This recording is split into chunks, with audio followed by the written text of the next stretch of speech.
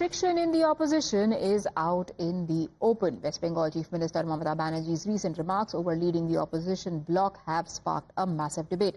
Bengal Chief Minister expressed dissatisfaction with the functioning of INDIA bloc, signaling her intent to take charge of the alliance if given the opportunity. She added that she would ensure smooth functioning of the opposition alliance while sitting in West Bengal. India allies spoke in differing voices on Trinamool chief's remarks that she was ready to lead the coalition. Mamata Banerjee, you see, when asked about a question, this kind of question, she replied that my priority is Bengal, but I want a platform which will be alternate to Bharatiya Janata Party. तो इसीलिए Mamata Banerjee took initiative and formed a bloc, that is India. And now her priority is Bengal. This is completely internal party matter. I can't comment on that. जब TMC की जीत हुई तो TMC ने पूरे देश में अपना नेटवर्क तैयार करना शुरू किया। हरियाणा में भी, उत्तर प्रदेश में, बंगाल और वहाँ गोवा में भी हर जगह हाथ पांव मारा। टीएमसी कहाँ तक सफल हुई इसी से समझ सकते हैं। जो अपनी पार्टी बंगाल के बाहर नहीं ले जा सकी, वो देश तक का स्तर पर क्या लड़ेंगे, क्या नेतृत्व करेंगे। पहले एक और राज्य में जाकर के विस्तार तो कर सके। Mamata Didi is an absolute integral part of the India Alliance. She's one of the tall leaders of India.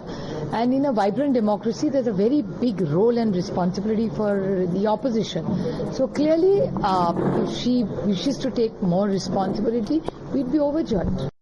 India alliance का मतलब सिर्फ कांग्रेस नहीं है। इंडिया अलायंस का मतलब सिर्फ समाजवादी पार्टी नहीं है। इंडिया अलायंस का मतलब है जितने भी घटक दल हैं हमारे, उन सब का, और उन सबकी सहमति से ही कोई लीडर बनेगा। अभी समाजवादी पार्टी किसी के पक्ष में नहीं है। जो लीडर हैं वो है। कल कौन बनना चाह रहा है, इस पे बैठ के इंडिया अलायंस के सभी दल, चूंकि जो दो महत्वपूर्ण चुनाव होने वाले हैं उत्तर भारत के, वो बिहार का है और दिल्ली का है। इन दो स्टेट के चुनाव में बहुत अच्छी रणनीति के साथ इंडिया अलायंस को चुनाव लड़ना पड़ेगा और बीजेपी को एनडीए को हराना पड़ेगा। Meanwhile, the BJP claimed that all that this means is that the rift in opposition was out in the open, and the recent statement by Mamata Banerjee displays TMC's no confidence motion against the Congress. इसका उत्तर जवाब हमसे क्यों आप मांग रहे हैं? ये तो मल्लिकार्जुन खड़गे साहब बता सकते हैं। तृणमूल का समय अभी नहीं है।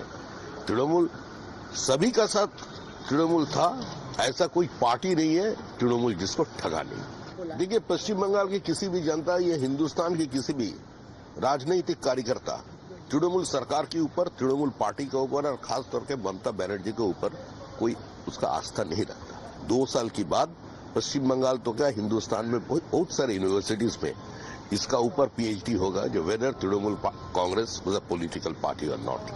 देखिए, आज ये साबित हो चुका है कि इंडिया अलायंस का कोई भी नेता राहुल गांधी के नेतृत्व और प्रियंका वाड्रा के नेतृत्व में विश्वास नहीं रखता है। इंडिया अलायंस का पूरा नेता, जो पूरा का पूरा जो गठबंधन है, वो ये समझता है कि राहुल गांधी एक पॉलिटिकल फेलियर है। ये सब के सब लोग इंडिया अलायंस में जनता के लिए नहीं लड़ रहे, ना जनता के मुद्दे उठाने की बात कर रहे हैं।